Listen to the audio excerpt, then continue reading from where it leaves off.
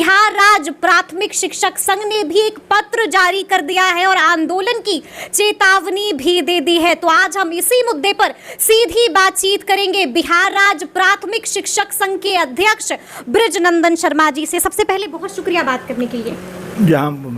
जी हम लोगों ने एक आंदोलन करने का सरकार के ध्यान आकृष्ट बिल्कुल पत्र जारी कर दिया है, पत्र जारी किया जी। तो इसलिए सरकार का ध्यान आकृष्ट होना चाहिए जी, ऐसा विश्वास है। जी जी। लेकिन सरकार बराबर टालती रही है कुछ को, ये डेमोक्रेटिक कहलाती है। मुझे पत्र लिखने की जरूरत क्यों पड़ गई? देखिए, हम लोगों ने बिहार राज्य प्राथमिक शिक्षक संगठन ने बार बार सरकार का ध्यान आकृष्ट कराया। प्रारूप आया था बिहार विद्यालय विशिष्ट शिक्षक नियमावली का, उस पर भी संगठन ने सुझाव दिया था।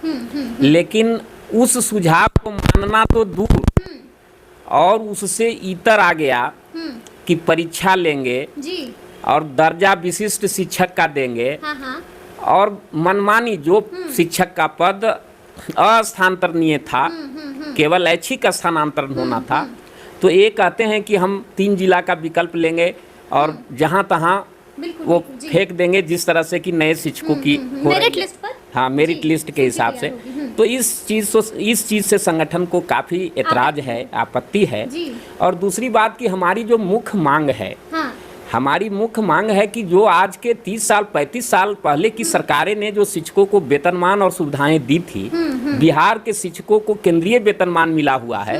हमारे बिहार राज्य प्राथमिक शिक्षक संघ से बिहार सरकार का समझौता है कि जो केंद्र में दिया जाएगा वही हम बिहार में देंगे। तो आप राज्यकर्मी का दर्जा तो दे रहे हैं, लेकिन वेतनमान क्यों नहीं दे रहे हैं? अच्छा, हमें जो केंद्र में शिक्षक का वेतनमान है वही वेतनमान बिहार के शिक्षकों के लिए चाहिए। यदि ये चाहते हैं कि एक तरह के शिक्षक हों और काबिल लोग शिक्षक बने और रहें, तो वही वेतनमान की मांग है संगठन की। और पेंशन हमारे काफ़ी शिक्षक जो पुराने शिक्षक हैं वो तो सेवानिवृत्त हो रहे हैं, जो स्थानीय निकाय द्वारा बहाल हैं, साल 2 साल कई तो हो चुके। तो उनको ये जो नेशनल पेंशन स्कीम है इससे विशेष लाभ होने वाला नहीं है। इसलिए संगठन का मांग है कि सरकार शिक्षकों को पुरानी पेंशन योजना से आच्छादित करे।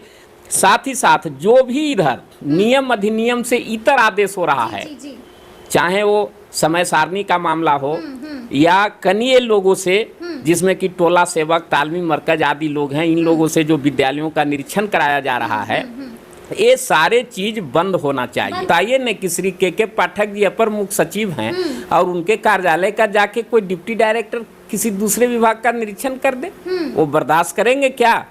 या कोई भी व्यक्ति ऐसा बर्दाश्त करेगा? ये बिल्कुल गलत है। और हम लोग सबसे पहले 20 तारीख को, यही 20 जनवरी 2024 को गर्दनीबाग पटना में राज्य के लाख में कहिए 1000 से ऊपर में संख्या जाएगी।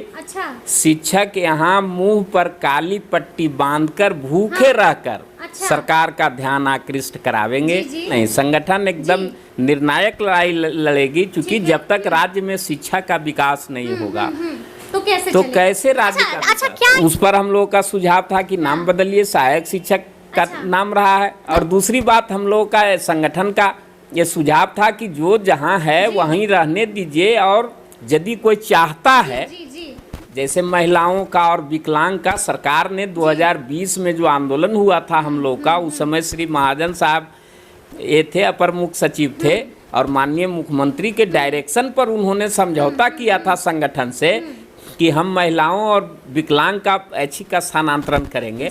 तो ऐच्छिक स्थानांतरण करना तो दूर, नियमावली बनाए, पोर्टल बनाने की, सॉफ्टवेयर बनाने की बात करते रहे, तो उस पर काम होना तो दूर। अब उल्टे कहते हैं कि हम 3 जिला का विकल्प लेंगे।